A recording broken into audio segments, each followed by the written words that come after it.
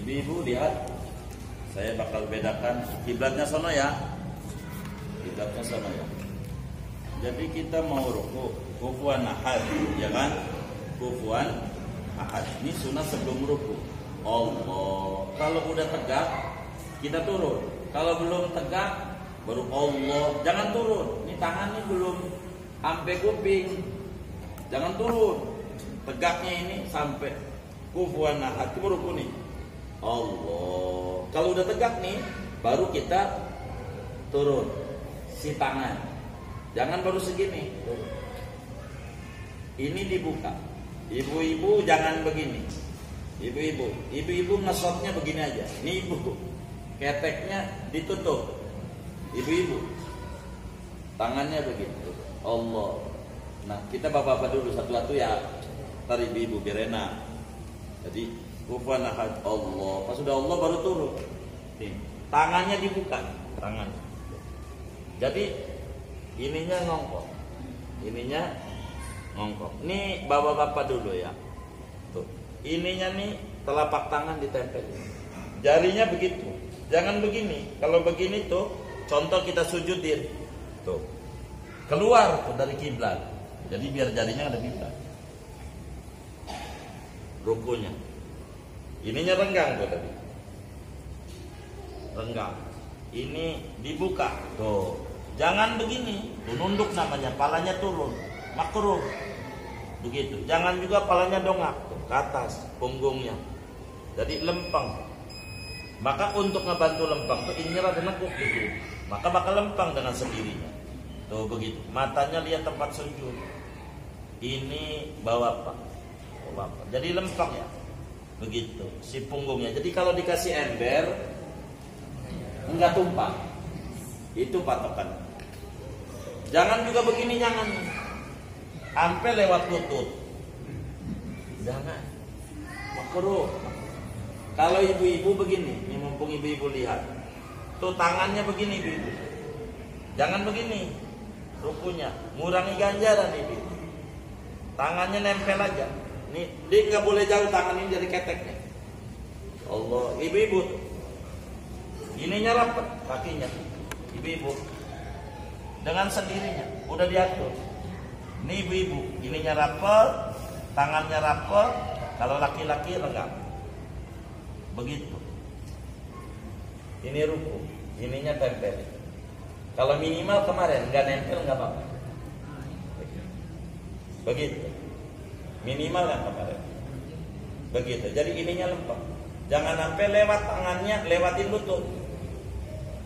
Di betis. Jangan. Bagaimana orang yang tangannya pendek? Jangan dibicarakan. Begitu. Itu namanya di luar materi kita. Kurang lebih demikian.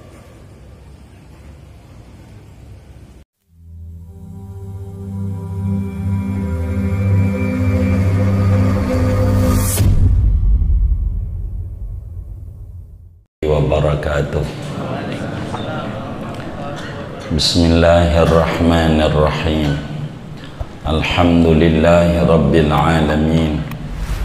Wassalatu wassalamu ala sayyidil awwalin wal akhirin. Sayyidina wa maulana Muhammadin wa ala alihi wa sahbihi ajma'in. Allahumma inna nastahdika li arsyadi amrina wa zidna ilman yanfa'una. Qala al-imam al-muallif rahimahullah wa nafa'ana bihi wa bi barakati ulumih wa ghafara lahu wa li masyayikhihi wa li masyayikhina amin. Wa sunna fir ruku'i taswiyatu dhahrin wa unuqin. Halaman berapa? 43 143 baris pertama. Wa sunnah fir ruku'i, dan disunnahkan di dalam ruku, taswiyatu dhahrin wa unuqin, disunnahkan oleh menyamaratakan punggung dan leher. bi an yamuddahuma, dengan bahwa memanjangkan oleh seseorang akan leher dan punggung, hatta yasira, sehingga menjadi keduanya leher dan punggung, kasofihatil wahidati, yaitu seperti papan yang satu, yakni satu papan. Lil ittiba'i, dalilnya karena mengikuti Nabi Muhammad sallallahu alaihi wa alihi wa sahbihi wasallam. Wa ahdhu rukbatayhi, dan disunatkan memegang dua lututnya seseorang, ma'anas bihima, serta menegakkan dua lututnya, wa tafriqihima, dan merenggangkan dua lututnya, bikafaihi, memegangnya dengan dua telapak tangannya, ma'a kashfihima, disertai membuka daripada dua telapak tangan, wa tafriqati asabi'ihima tafriqan wasatan, dan merenggangkan jari-jari dari dua telapak tangan dengan renggang yang sedang. Wa qawlu subhana rabbiyal azim wa bihamdihi salasan, dan disunatkan mengucapkan, membaca subhana rabbiyal azim wa bihamdihi salasan, padahal 3 kali. Lil ittiba'i, karena mengikuti Rasulullah sallallahu alaihi wasallam. Wa aqallu tasbihi fihi wa fi sujudi marratun, adapun minimal baca tasbih pada ruku dan pada sujud yaitu 1 kali saja jadi, walau binahwi subhanallah, sekalipun tasbihnya yaitu dengan seumpama bacaan subhanallah. Wa aksaruhu ikhda asyarata, dan adapun paling banyaknya tasbih yaitu 11 kali. Wallahu a'lamu bishawabih. Segini.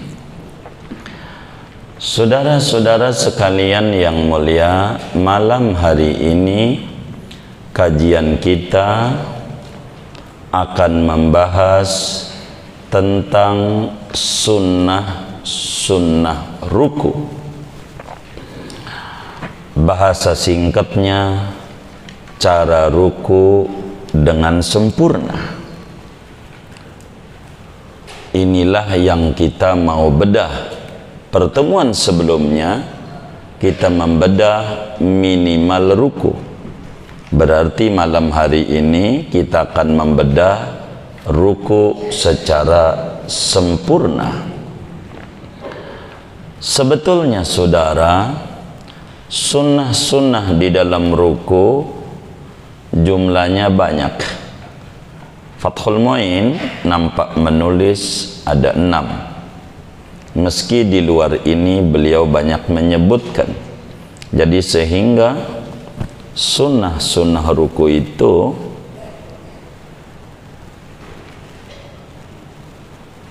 ada 11 sunnah ruku. Di ruku doang tuh, belum rukun-rukun yang lain. Ada sunnah sebelum ruku, dan ini kita nggak bedah.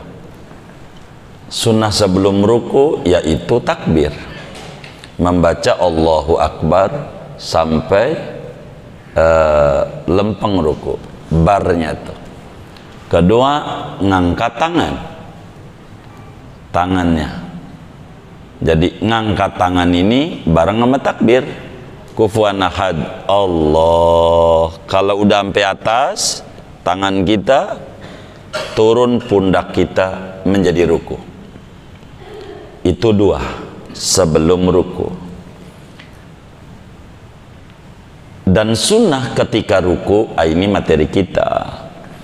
Wa sunnah fir ruku, disunatkan di dalam ruku. Ini namanya ketika ruku. Mana yang disunahkan ketika ruku? 1, taswiyatu dhahrin wa unuqin. Sunnah kita punggung dan leher dan pala dan leher sejajar.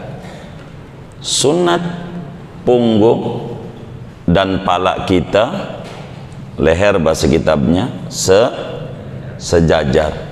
Jadi nge-L gitu. Tahu nge-L? Kayak huruf L.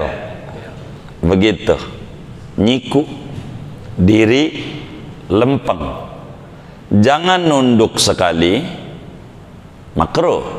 Jangan endongak palanya, rada ke atas, makruh. Nunduk sekali, makruh. Naik, makruh. Sunatnya lurus, lempeng. Sunat kita lempengin sehingga laksana punggung kita sama leher sama pala kayak satu papan.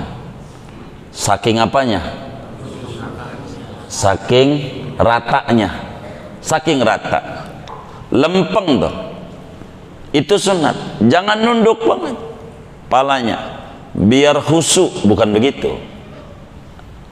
Nabi juga khusyuk tapi nggak kayak begitu. Lempeng. Dari mana diajarkan kita ruku supaya lempeng? Sunat ini, saudara, Imam Muslim di dalam Sahih Muslim meriwayatkan hadis daripada Sayyidah Aisyah radhiyallahu taala anha, seorang sahabat Nabi, anak sahabat Nabi, sekaligus istrinya Nabi kita Muhammad sallallahu alaihi wasallam, Sayyidah Aisyah bintus Siddiq, putrinya Sayyidina Abu Bakar. Kata Sayyidah Aisyah di dalam Sahih Muslim, kana Rasulullah sallallahu alaihi wasallam idza raka'a lam yushkhis ra'sah wa lam yuswibhu wa kana walakin baina dzalik, walakin baina dzalik. Kata Sayyidah Aisyah radhiyallahu taala anha, ini sahabat hebat, 1210 hadis beliau ajarkan kepada umat. Salah satunya cara ruku sempurna.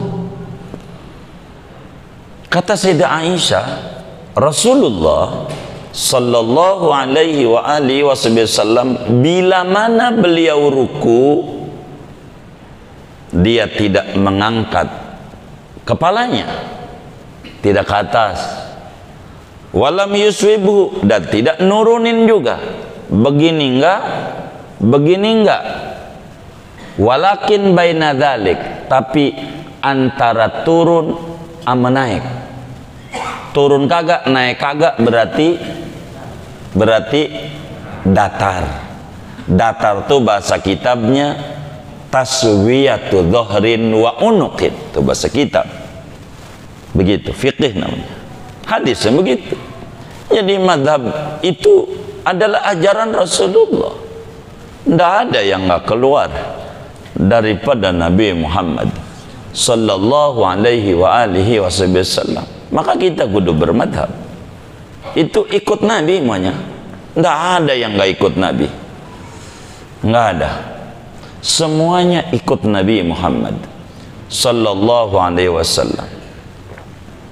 Pertanyaannya, kenapa tidak mau mengarang kitab Imam Syafi'i dengan judul Sifatus Salatin Nabi, tata cara solatnya Nabi Muhammad? Kenapa Imam Syafi'i nggak mau buat judul itu? Ini ketawaduan ulama. ilmu Rasulullah tuh banyak. Ilmu Rasulullah itu banyak. Sahabat Nabi itu sabrek 124.000 orang sahabat Nabi. Nah, belum keserap semua. Begitu. Maka ulama jujur, fiqih madhab Syafi'i, enggak ngomong tata cara sholat Nabi, enggak. Maka ada buku beredar, judulnya Tata Cara Sholat Nabi, ditulis oleh Muhaddisul Asri Syekh Nasiruddin Al-Albani. Ini judulnya kurang, judulnya harus dilengkapi. Tata Cara Sholat Nabi Madhab Al-Albani, begitu baru benar, begitu. Karena bukan itu doang, buku itu kecil, dan hadis Bukhari aja ada 10.000 hadisnya, kurang lebih 9.000 sekian. Sahih Muslim 9.000 sekian, itu dikit, banyak hadis Nabi. Maka ulama itu tawadhu, begitu tawadhu'nya ulama-ulama madhab. Maka dalam madhab Malik, madhab Hambali, madhab Abu Hanifah, madhab Syafi'i, ini data ilmiah yang mereka dapat. Begitu saudara. Jadi kenapa kita disuruh meluruskan? Emang nabinya begitu, begitu fikih. Yang kedua, makanya di sini disebutin lil ittiba'i. Dalilnya mana? Tuh fikih begitu. Karena mengikuti Nabi Muhammad sallallahu alaihi wasallam pada hadis sunnah fi'liyah, perbuatan Nabi. Kata Siti Aisyah, Nabi itu kalau sholat enggak naik, enggak turun, tapi antara itu datar. Begitu cara rukuknya. Jangan pala kita turun banget, nunduk banget, udah kayak ya, kayak jangan. Dua, sunnah ruku ketika dalam ruku. Sebetulnya udah 3 ini menuju 4, karena ada sunnah sebelum ruku 2 tadi, takbir sama ngangkat tangan, begitu. Tapi itu sebelum ruku. Dalam ruku nih 2, wa ahdu rukbataihi, sunat kita memegang lutut, telapak tangan kita, telapak tangannya ditempelin di lutut. Telapak mana telapak tangan? Bukan, ada 2 ini, ada dalam jari, ada telapak tangan. Telapak tangan ini namanya kaf, ini namanya butunul asabi, bagian dalam jari. Ini dhahrul asabi. Kalau ini buntung, masih ada telapak tangan. Begitu. Jadi telapak tangannya ditempelin di lutut, ditempelin. Dari mana dalilnya? Bahwa telapak tangan ini kalau ruku pengen sempurna, kudu ditempelin di lutut. Saudara, Imamul Bukhari di dalam Sahihul Bukhari-nya, juga Imam Abu Dawud meriwayatkan hadis di dalam Sunan Abu Dawudnya dari Sayyidina Abi Humaid As-Sa'idi radhiyallahu ta'ala anhu.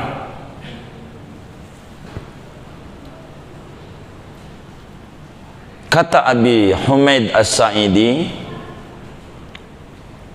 ra'aitun nabiyya sallallahu alaihi wasallam yarka'u famakkana yadayhi min rukbatayhi.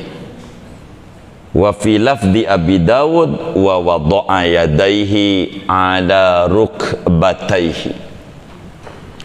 Kata Abi Humaid As-Sa'idi, saya lihat dengan mata kepala saya Rasulullah sallallahu alaihi wasallam ruku lalu menempelkan dua tangannya di lututnya, maknanya dua telapak tangannya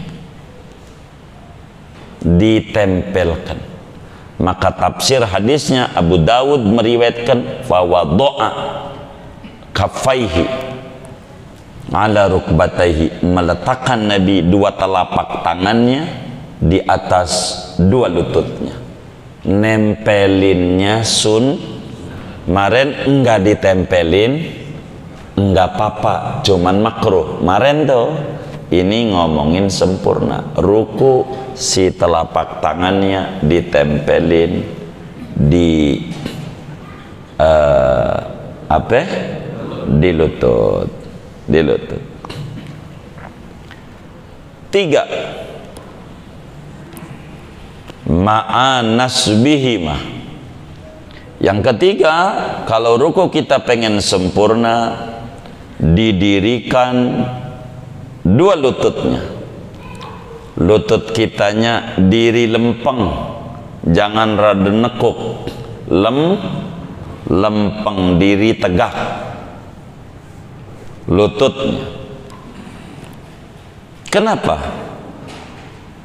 Karena diri tegak dua lutut itu sangat membantu menuju sejajarnya punggung dan leher. Dengan diri tegak lurus akan memudahkan punggung dan leher sejajar. Ma la yatimmul wajib illa bihi fahuwa wajib. Demikian ma la yatimmul mandub illa bihi fahuwa mandub. Dalam kaidah fikih Imam Suyuti di dalam Al-Asbab wan Nadzair, sesuatu yang tidak sempurna, yang wajib kecuali dengan mengerjakannya, maka menjadi wajib pula. Barang yang wajib enggak bisa kecuali harus melalui itu, maka itu wajib juga. Menegakkan keadilan wajib supaya adil bagi semua masyarakat, menghilangkan kezaliman wajib adanya. Bagaimana caranya? Memilih pemimpin.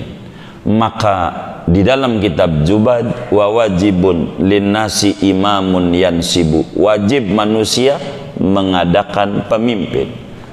Bagaimana?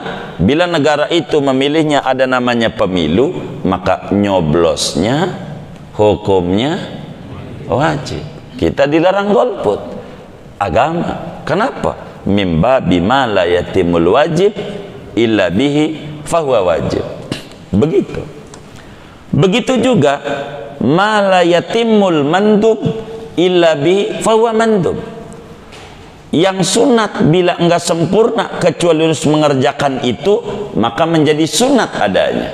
Tadi kita sunat sejajar antara punggung dan leher. Ini menuju sunat ini enggak bakalan maksimal kecuali harus tegak. Maka tegaknya juga hukumnya sunat. Karena itu membantu kepada yang sunat ini. Keempat, wa tafriqihima.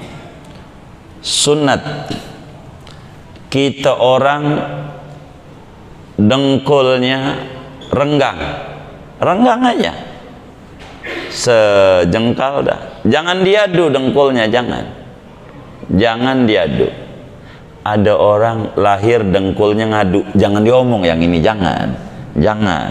Ini namanya keluar dari umum, jangan jadi rujukan. dengkulnya renggang, jangan dipepetin. Nanti perempuan kita ajarin caranya begitu, caranya direnggangin begitu. Termasuk direnggangin juga si tangannya, jadi keteknya terbuka. Laki-laki, kalau perempuan rapat. Nanti saya sekaligus contohnya biar enak saya neranginnya, biar nggak naik turun sayanya ini, cabut pasang ini repot ini begitu, karena saya ini takut lepas, jadi ada ikatannya juga begitu. Itu begitu, saudara. Renggang. Kalau perempuan rapat, keteknya dibuka kita. Kata perempuan, saya udah pakai Rexona, biar udah pakai, rapat aja. Kalau perempuan, ajarannya nanti kita terangin di bawah dengan dalil-dalilnya begitu.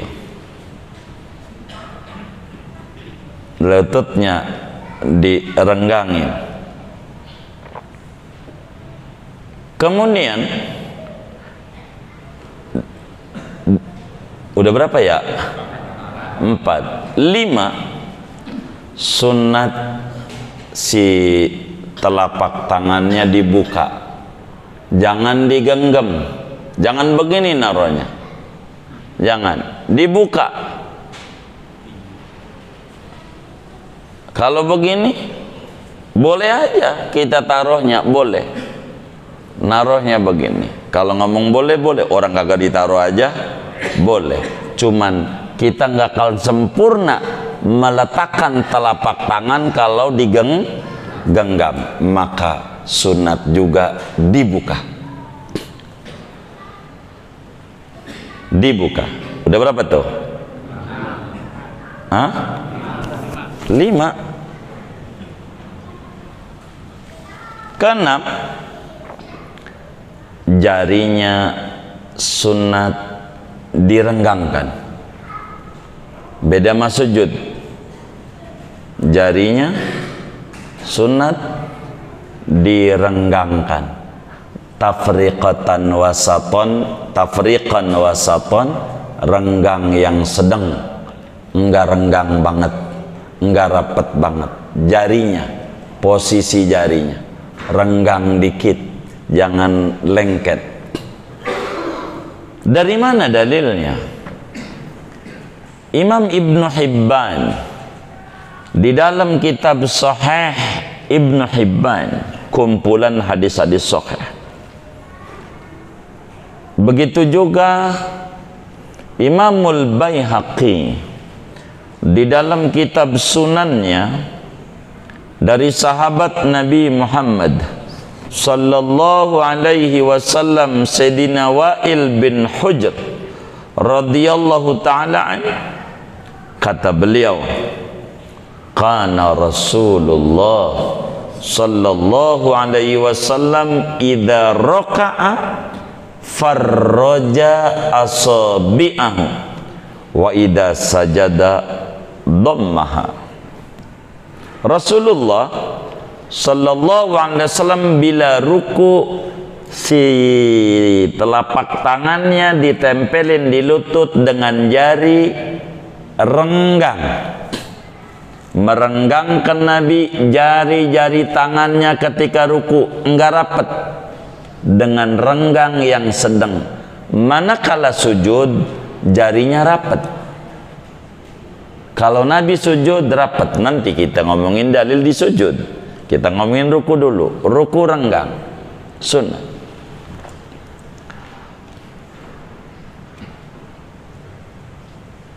Udah berapa tuh? 6. Mana lagi sunat itu? Di dalam ruku, jarinya menghadap kiblat. Jarinya menghadap kiblat. Itu bagaimana tuh? Jarinya ngadep kiblat. Jarinya begini. Bukan. Saudara, kalaulah saudara duduk sujud gitu, maka jari saudara ngadep kiblat. Karena diri ya nggak ngadep kiblat, ngadep bawah, lurus ke bawah. Ngadep kiblat itu ngadep bawah. Jadi kalau saudara tangannya lempeng, ini kiblatnya sono. Kalau saudara tangannya renggang banget, maka jempol ngadep selatan, utara sama si kelingking, enggak ngadep kiblat. Jangan diinget-inget waktu ruku tuh jempol ngadep kiblat apa kagak tuh. Enggak usah yang dulu-dulu, tadi aja sholat maghrib inget-inget. Gua sih orang pikirin, jangan kita dipikirin, kita ikut Nabi ya. Ikut Nabi, dia jarinya sunat ngadep kiblat. Ngadep kiblat itu kalau duduk, sehingga kalau diri ngadep bawah, ngadep bawah, ngadep bawah, begitu, begitu. Ininya nih, begitu renggangnya. Jadi kalau kita lempeng, semuanya nggak ada yang keluar. Kalau begini, renggang beneran, jarinya lolos dari kiblat. Ini nggak ngadep kiblat. Ini nggak ngadep kiblat, begitu. Utara selatan, jari ini. Yang ngadep kiblat cuma 3 jari doang. Ini sunat, ini pada ngadep kiblat. Jadi sholat itu ganjarannya nggak ada yang sama. Tergantung sejauh mana menapaki ajaran Nabi saat sholat. Tergantung kita. Dan ini kita kudu benar-benar di dalam kita sholat ini, saudara. Mana lagi? Udah berapa tuh ya? 7, ya banyak. 8. Mana lagi sunat dalam ruku? Sunat dalam ruku itu matanya melek, jangan merem. Matanya pura-pura merem. Mana handphonenya taruh di depan lagi, hilang. Nyalain Allah. Nih Allah gimana sih gua sholat? Ya Allah salah. Kantongin aja nggak apa-apa. Begitu. Orang juga tahu handphonenya mereknya Cross. Nggak usah taruh di bawah. Ini kantongin aja. Kantongin. Nggak usah taruh di bawah, nggak usah. Kantongin aja, gitu. Kantongin. Dia berkata, ini handphone barang dunia, taruh di bawah. Dompet juga barang dunia, bagi duit taruh aja di bawah, hilang atau gitu. Nanti kantongin aja. Matanya melek, melek mata. Jangan merem, jangan. Tuh orang buta bagaimana? Jangan diomong. Tuh, itu jangan ditanya yang kayak begitu tuh. Dia kan udzur namanya, bukan materi kita. Jangan merem, jangan. Jangan. Mana lagi? Sunat ketika ruku, di samping matanya melek, memandang tempat sujud. Matanya lihat, fokus di mana jidat bakal ditempelin. Lihat itu. Jangan kemana-mana. Matanya lihat itu aja. Karena ini menolong menuju kekhusyuan. Fokus. Jangan lihat kemana-mana. Itu matanya karena nggak fokus. Kayaknya karpet belum divakum ini, jadi pikirannya kemana-mana. Jangan. Jadi matanya melek, memandang tempat sujud. Tempat sujud.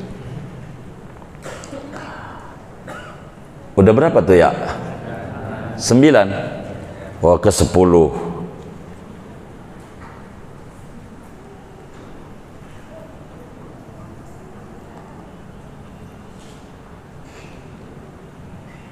Sunat membaca zikir-zikir ruku, membaca doa-doa ruku. Mana yang paling tinggi? Di sini disebutin wa qaulu subhana rabbiyal azim wa bihamdihi salasan. Ini ada 3 sunat. Sunatnya membaca subhana rabbiyal azim. Tuh. Sunat. Surah Al-Azim nih ada sunat lagi. Sunatnya ditambah habis azim wa bihamdihi. Ajaran lagi tuh. Bukan 1, 2 ajaran. Surah Al-Azim sunat ditambah wa bihamdihi. Dan subhana rabbiyal azim wa bihamdihi-nya 3 kali. Itu ajaran lagi. Sunat. Dari mana ajaran ini? Imam Abu Dawud di dalam Sunan Abu Dawudnya meriwayatkan hadis. Demikian juga Imam Ibnu Majah di dalam Sunan Ibnu Majahnya. Imam Ibnu Hibban di dalam Sahih Ibn Hibban.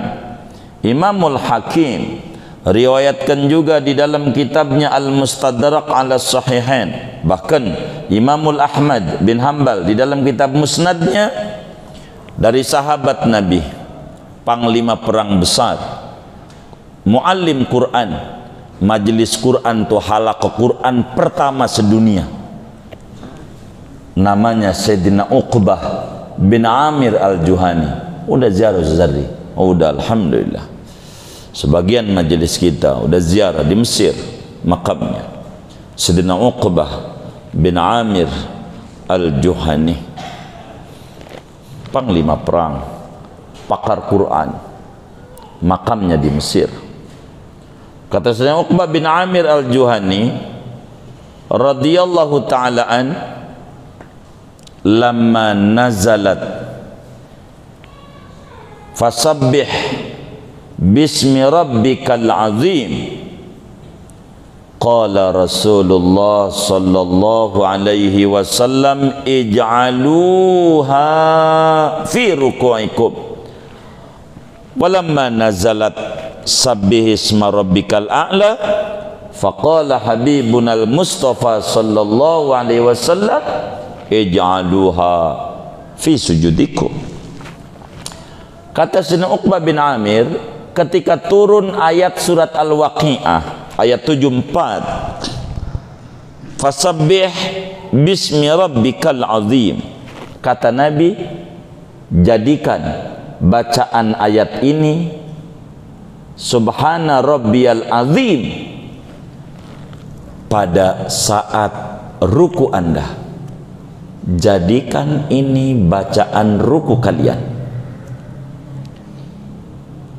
Kata Sayyidina Uqbah lanjutan hadisnya, ketika turun surat Sabbihis Al-A'la, Sabbihis marabbikal a'la, Nabi pun juga bilang ij'aluha fi sujudikum, jadikan subhana rabbil a'la bacaan sujud kalian.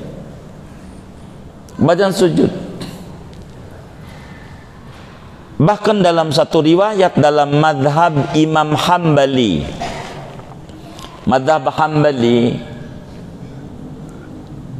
dalam kitab apa itu Al-Bayan, syarah daripada Al-Muhadzab itu dijelaskan itu, dalam madhab Hambali wajib membaca saat ruku subhana rabbiyal azim, wajib, enggak sah solatnya kalau enggak baca itu. Dalam madhab Syafi'i al-khuruj minal khilaf mustahab, keluar daripada khilaf ulama sunat, pakai aja. Imam Ahmad wajib, dah kerjain sunat, kita menghormati sunat, biar kita dikata sah juga solatnya oleh Imam Ahmad. Baca subhana rabbiyal azim wa bihamdihi, tidak ada dalam riwayat itu. Sehingga wa bihamdihi pada riwayat yang lain Imamun Nawawi di dalam kitabut Tahqiq menjelaskan sunat ditambah wa bihamdihi. Jangan enggak. Salasan sunat membacanya 3 kali. Dari mana nih 3 kali? Imam Tirmidzi di dalam Sunanut Tirmidzi meriwayatkan hadis. Juga Imam Abu Dawud di dalam Sunan Abu Dawudnya, Imam Ibnu Majah dalam Sunan Ibnu Majahnya dari sahabat Nabi Sayyidi Abdullah bin Mas'ud radhiyallahu ta'ala anhu. Kata Ibnu Mas'ud, qala Rasulullah sallallahu alaihi wa alihi wa sahbihi wasallam, idza raka'a ahadukum faqala fi ruku'ihi subhana rabbiyal azim salasa marrat faqad tamma ruku'uhu. Bila seorang Anda mengerjakan solat ketika ruku dan dalam rukunya dia baca subhana rabbiyal azim 3 kali, maka sungguh sempurna rukunya. Dari sini ada madhab namanya madhab Imam Ishaq bin Rahuyah di luar madhab 4. Wajib 3 kali, kurang dari 3 solatnya tidak sah. Kata Imam Ishaq bin Rahuyah, Syekh Nawawi Al-Bantani tulis di pinggirnya kitab Nasoihul Ibad, kalau tidak salah namanya Mawahibul Madaniyah, tentang Syu'abul Iman. Madhab Ishaq bin Rahuyah wajib 3 kali. Makanya Fathul Muin bilang udah baca subhana rabbil azim bihamdihi 3 kali. Imam Ahmad nyuruh itu kudu bacanya, Ishaq bin Rahuyah nyuruh 3 kali. Tapi 3 kali ini saudara adalah sempurna. Tuh maknanya apa? Minimal sempurna. Untuk kita ruku, kalau sekedar jadi baca tasbih 1 kali, tapi kalau minimal biar sempurna ruku kita, tasbihnya 3 kali. Subhana rabbiyal azim wa bihamdihi 3 kali. 3 kali itu 3 balikan. Jangan subhanallah azim 3 kali, jangan.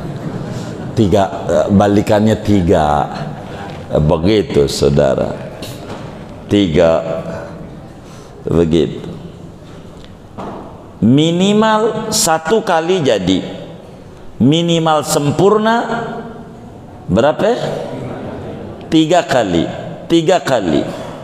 Maksimalnya sesuai bilangan maksimal taraweh. Taraweh witir. Berapa witir? 11. Maksimalnya 11. Jadi 3 kali bukan harga mati. Sebab Sayyidina Hudzaifah Al-Yamani meriwayatkan hadis. Kata beliau, "Shallaitu ma'a Rasulillah sallallahu alaihi wasallam dzata lailatin wa fihi summa raka'an nabiyyu faja'ala yaqulu subhana rabbiyal azim fakana ruku'uhu nahwan min qiyamih." Kata Sayyidina Hudzaifah Al-Yamani, saya pernah salat bersama Rasulullah sallallahu alaihi wasallam. Hudzaifah kalau salat demennya lama. Lama kalau salat. Maka dia pun salat bersama Rasulullah. Rasulullah ngimamin makmum yang demennya lama. Maka ketika ruku Nabi baca Subhan Rabbil Adzim seukuran dirinya Nabi. Diri baca Fatihah sama baca surat lama. 11 rukunya 11, paling banyak 11. Ini kalau kita mau amalin 11 sendirian ya, dirian. Kalau ama makmum, makmumnya kayak model Hudzaifah, makmum yang demen lama. Kalau yang model kayak begini nih, kayak gini nih, saya mau tanya, sholatnya pengennya lama apa cepet? Tuh yang tukang ngajinya aja pengen cepet, begitu. Jadi 3 aja. Kalau jadi imam maksimal 3, lebih dari 3 makruh. Kalau sendiri atau jadi makmum, baca tasbihnya jangan berhenti seberapa aja sampai imam bangun. Jangan jadi makmum tasbihnya 3, jangan. 3 bukan harga mati. Bagi makmum, kita udah 3 kali, imam belum bangun juga dari ruku, terus sampai 5 belum bangun juga, terus sampai 7 belum bangun juga, terus makmum sampai 9 belum juga, terus sampai 11 belum bangun juga, terus kalau belum bangun sampai bangun i'tidal, itu makmum. Jangan ada bengong. Itu udah 3 kali monyong aja mulutnya. Ada nggak yang kayak begitu? Yang mana orangnya nih? Jangan kita, jangan. Terus saja baca, terus saja baca. Tuh begitu saudara. Inilah sunnah-sunnah ketika ruku. Maka kata kitab kita, wa aksaruhu ihda asyrata, paling banyaknya 11. Sampai Imam Ghazali kalau sholatnya sendiri di dalam Bidayatul Hidayah 27 kali, 3 kali 9, 27 kali ruku.